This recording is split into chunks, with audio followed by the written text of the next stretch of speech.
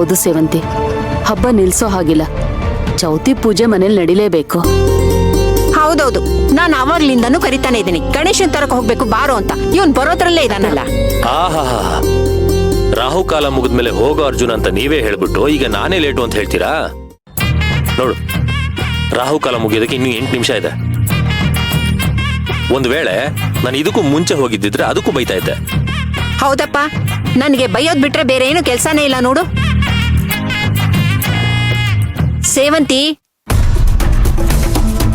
ಆಗ್ಲೇ ನಾನು ನಿನ್ಗೇನ್ ಹೇಳ್ದೆ, ಅರ್ಜುನ್ ಜೊತೆ ಹೋಗಿ ಗಣೇಶನ್ ತಗೊಂಡ್ ಬಾ ಅಂತ. ನೀನ್ ನೋಡಿದ್ರೆ ಇಲ್ಲೇನೋ ಮಾಡ್ತಿದ್ಯಲ್ಲ. ನೋಡು, ನಾನು ಕಲ್ಪನಾ ಸೇರಿ ಇದನ್ನೆಲ್ಲ ಮಾಡ್ತೀವಿ. ನೀನ್ ಹೋಗಿ ತಗೊಂಡ್ ಬಾ, ಕರ್ಕೊಂಡು ಹೋಗೋ. ಅಜ್ಜಿ, ಅದ್ ಹೇಗ್ ಸಾಧ್ಯ ಹೇಳಿ? ನನಗೂ ಅರ್ಜುನ್ ಸರ್ಗೂ ಡಿವೋರ್ಸ್ ಆಗಿದೆ. ಈಗ ನಾವಿಬ್ರು ಜೊತೆಯಾಗಿ ಹೋದ್ರೆ ಹೊರಗಡೆ ನೋಡಿದವ್ರು ಏನ್ ಅನ್ಕೋತಾರೆ? ಏನ್ ಅಂದ್ಕೋತಾರೆ? ಇಡೀ ಊರಿಗೆ ಗೊತ್ತು ನೀವಿಬ್ರು ಗಂಡ ಹೆಂಡತಿ ಅಂತ. ಇಡೀ ಊರಿಗೆ ಗೊತ್ತು ನಮ್ಮಿಬ್ರಿಗೂ ಡಿವೋರ್ಸ್ ಆಗಿದೆ ಅಂತ. ಅಯ್ಯೋ, ಡೈವೋರ್ಸ್ ಆಗಿರೋರು ಒಟ್ಟಿಗೆ ಓಡಾಡಬಾರ್ದು ಅಂತ ಏನಾದ್ರು ಕಾನೂನು ಇದೆಯಾ? ಅಜ್ಜಿ, ಕಾನೂನಿಲ್ಲ, ಆದ್ರೆ ಮನಸ್ಸಾಕ್ಷಿ ಅಂತ ಒಂದಿದೆಯಲ್ವಾ? ಇದನ್ನೇ ಅಜ್ಜಿ ನಾನು ನಿನಗೆ ಮಧ್ಯಾಹ್ನದಿಂದ ಹೇಳ್ತಾ ಇದ್ದಿದ್ದು. ಅವಳು ಹೇಳ್ತಾ ಇರೋದು ಸರಿಯಾಗೇ ಇದೆ.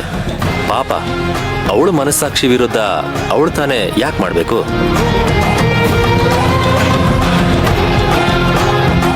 ಸಪೋಸ್ ಇವಾಗ ಏನಾದ್ರೂ ಸೇವಂತಿ ನನ್ನ ಜೊತೆ ಬಂದ್ರೆ ಅವಳು ಗೊತ್ತು ಅರ್ಜುನ್ ಸರ್ ಇಮೇಜು ಹಾಳಾಗಿ ಹೋಗುತ್ತೆ ಅಂತ, ಅಲ್ವಾ ಸೇವಂತಿ?